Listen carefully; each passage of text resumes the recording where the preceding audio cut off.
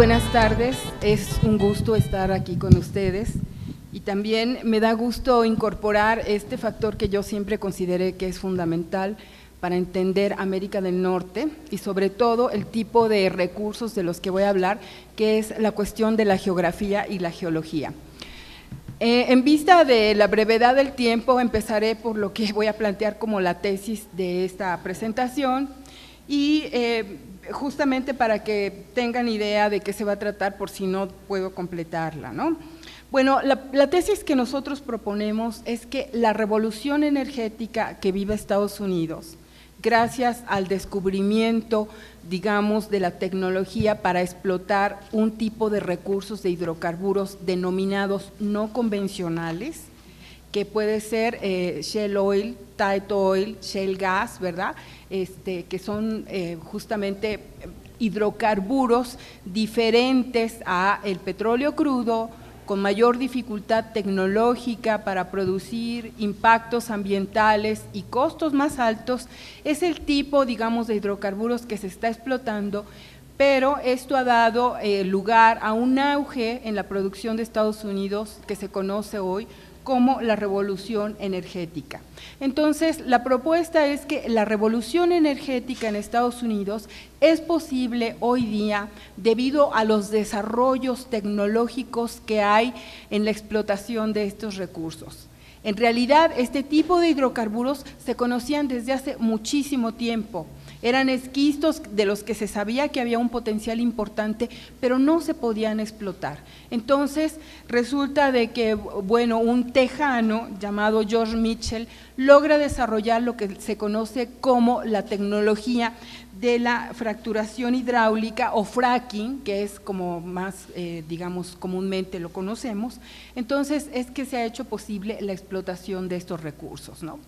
Pero esto, bueno, el punto que yo quisiera destacar en esto es que si bien el desarrollo tecnológico ha permitido justamente la posibilidad de explotar estos recursos con un potencial enorme, sobre todo para Canadá y para los Estados Unidos, justamente es la cuestión geográfica y la cuestión geológica, los que a lo mejor van a ser los limitantes, ¿verdad?, sobre todo para México y a lo mejor en el futuro.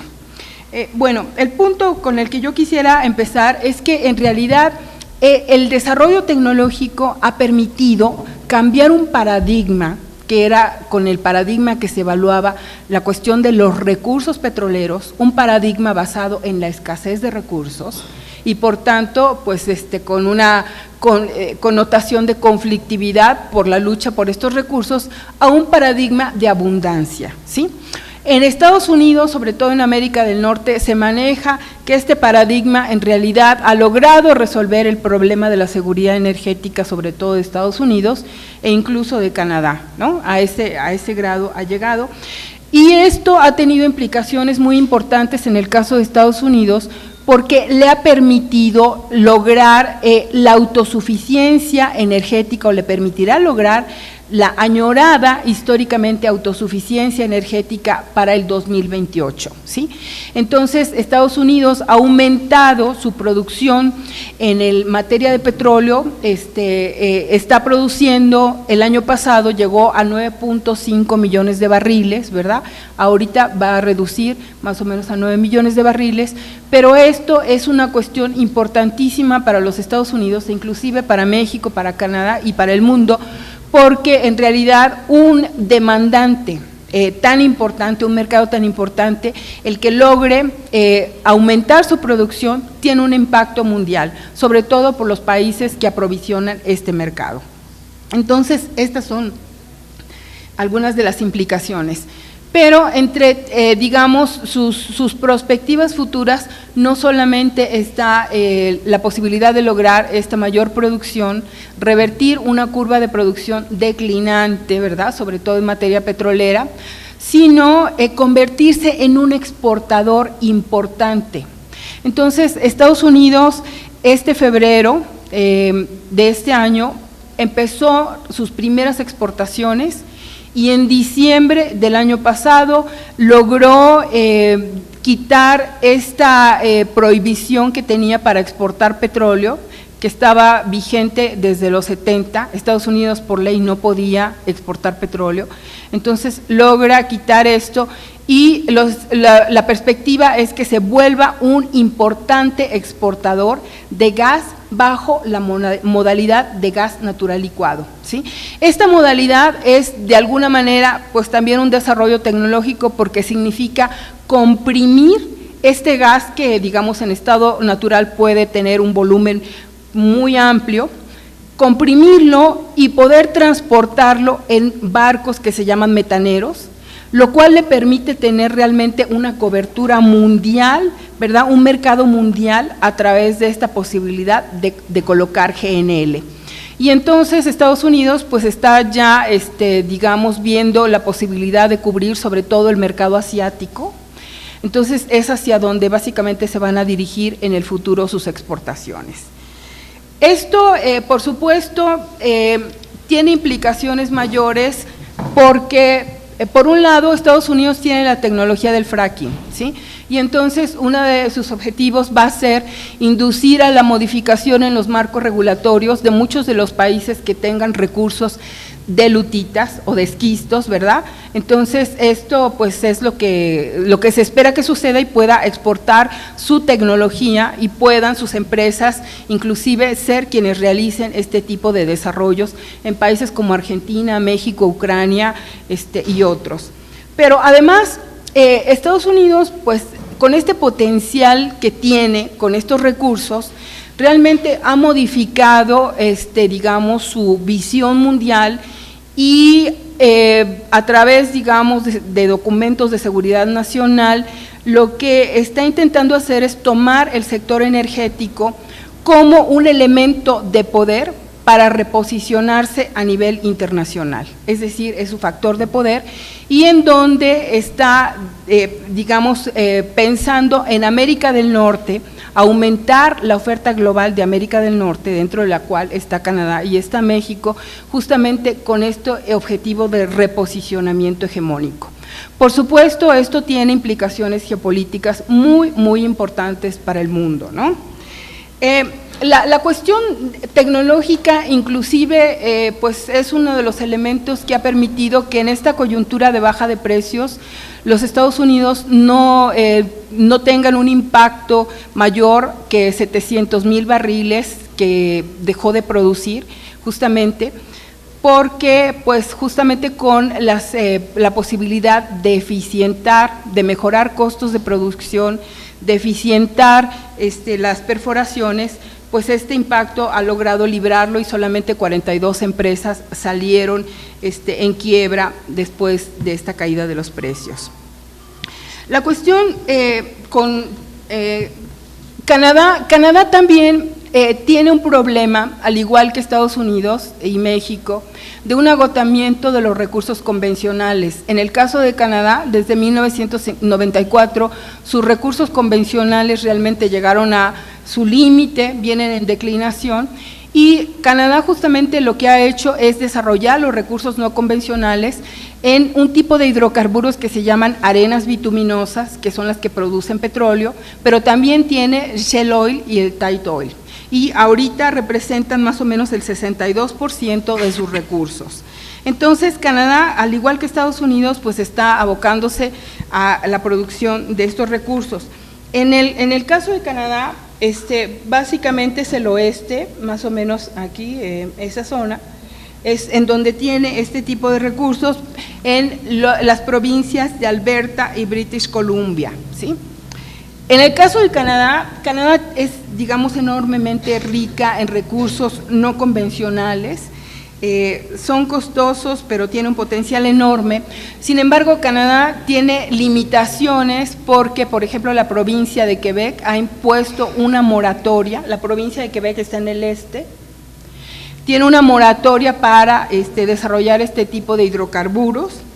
Además, las naciones indígenas, las First Nations, también se han opuesto a este tipo de desarrollos, sobre todo en el área de New Brunswick, y además pues lo que había negociado con los Estados Unidos para exportar de las arenas bituminosas a través de un oleoducto que se llama el Keystone Pipeline, no lo ha podido realizar por una prohibición que hizo recientemente el presidente Obama para que digamos, oleoducto pudiera atravesar prácticamente los Estados Unidos y llegara hasta Texas. Y esto ha derivado en un conflicto entre los dos países, ¿no? Aquí la cuestión interesante es que los Estados Unidos argumentaron razones de tipo ambiental para vetar este oleoducto, pero desde mi punto de vista más tenía que ver con la competencia que significaba para los productores justamente de shale gas de Texas, ¿no? Porque el oleoducto llegaba hasta Texas. Y una de las cuestiones en donde se puede ver realmente esta competencia y que los argumentos ambientales muchas veces son como el comodín que se usa para prohibir o castigar, ¿verdad? Esto, por ejemplo, es posible verlo con el caso del Dakota Access, del que pues recientemente inclusive ha salido en la prensa, en donde los Estados Unidos quieren construir un gran oleoducto también que atraviesa Estados Unidos, pero aquí en este caso los grupos indígenas, los Sioux, se han opuesto a esto bajo la cuestión, la bandera ambiental, ¿no? Entonces esto es una cosa que pues se ha esgrimido y ha sido efectiva justamente para prohibir este tipo de explotaciones. En el caso de Estados Unidos, pues aquí lo que es interesante geográficamente, ustedes que son geógrafos, es que Estados Unidos en realidad en todo su territorio prácticamente tiene este tipo de hidrocarburos, ¿sí? Entonces uno puede ver que pues aquí en ese mapa que casi todo el territorio, pero hay áreas que son digamos más prolíferas como Marcellus, ¿verdad? Que está en el este. El sur con Eagle Ford, Haynesville, el Bacon, ¿verdad? Estas tres áreas son las más importantes en el caso de Estados Unidos, ¿no? Y en realidad, pues Estados Unidos, aunque otros países tienen este tipo de recursos, con el potencial que tiene, con la tecnología que tiene, todas las previsiones son que Estados Unidos va a ser el primer productor, el productor más importante de este tipo de recursos, ¿sí? Aún con que China pudiera desarrollarlos, aún en el caso de Rusia, que también tiene este tipo de recursos, en realidad todas las previsiones son que el productor más importante va a ser los Estados Unidos. En el caso de la producción de gas, que tanto Canadá como Estados Unidos pueden lograr a partir del shale gas, ambos han logrado revertir una curva declinante de producción justamente a partir del shale gas. Y esto les está permitiendo ya exportar justamente a través de la modalidad de GNL, ¿no? Tanto Canadá como los Estados Unidos. En el caso de Canadá, inclusive esto que no pudo colocar en el mercado de los Estados Unidos, lo va a dirigir a Asia, al mercado asiático. Entonces, todos están viendo el mercado asiático como un gran mercado, como una posibilidad a futuro. Inclusive, en todos estos escenarios, México entraría a lo mejor como una plataforma de exportación justamente del gas que venga de Texas, ¿verdad? Que venga en el gasoducto que se está construyendo de Texas-Tuxpan, justamente con la idea de ser transportado a través del Istmo de Tehuantepec, ¿verdad?, para ser reexportado hacia los mercados asiáticos. Entonces, este es un poquito cómo se van a mover. Una de las cuestiones importantes y relacionadas con la tecnología que ha impactado, digamos, esta posibilidad de desarrollar estos recursos, es la metodología que utilizan para medir el potencial de estos recursos. Aquí es interesante porque ellos han modificado, digamos, la manera en que se miden, que se evalúan estos recursos. Ellos utilizan el Departamento de Energía el término de recursos técnicos prospectivos, ¿verdad? Entonces, esto realmente hace que tengan una magnitud pero enorme, o sea, se miden en trillones, trillions en inglés, billones en español, pero son cifras enormes. Y aquí la cuestión interesante es que estos recursos, aunque son técnicamente recuperables, no son reservas probadas, están siendo, digamos, la base para proyectos de inversión. Es decir, este es un cambio importante. Y esto tiene que ver con la confianza justamente que tienen en la tecnología. Por ejemplo, en este caso, ellos definen que estos recursos son recursos que se pueden producir con la actual tecnología, el conocimiento geológico y las prácticas de la industria. Entonces, esto es, digamos, una cuestión que tiene un impacto práctico porque no están esperando, sí, ya voy, llegar a reservas probadas. Bueno, como tengo 5 minutos, voy a pasar rápidamente a la cuestión de México. En el caso de México, resulta de que pues justamente los Estados Unidos han hecho, digamos, una cuantificación de supuestos recursos importantísimos para México. Ellos midieron 681 billones de pies cúbicos para México. Sin embargo, la Secretaría de Energía, que tiene solamente recursos prospectivos, ¿verdad? O sea, no reservas probadas, tiene cifras mucho menores a esta cantidad, que en el caso de los recursos no convencionales solamente ascienden a 60.205 millones de petróleo crudo equivalente, y de los cuales 53% son convencionales del total. Entonces, en el caso de México, pues aquí no hemos logrado realmente transitar hacia una categoría de reservas probadas, y esto, pues en el plan quinquenal de alguna manera se sugiere que podría requerir mayor exploración, pero también puede ser realmente producto de la geografía, de la geología, porque las estructuras geológicas pueden ser realmente distintas, donde ya se produjo el petróleo, donde solamente se recupera el petróleo que quedó, el petróleo remanente, bajo una, digamos, metodología, una perforación multidireccional, ¿sí? En este caso, pues son las empresas norteamericanas las que siempre han trabajado con Pemex a través de contratos de servicio, quienes están realizando este tipo de actividad, ¿no? Entonces, sí hay esta producción en México, a pesar de que hay una negativa del gobierno mexicano que se está produciendo con fracking, sí lo hay, ¿verdad?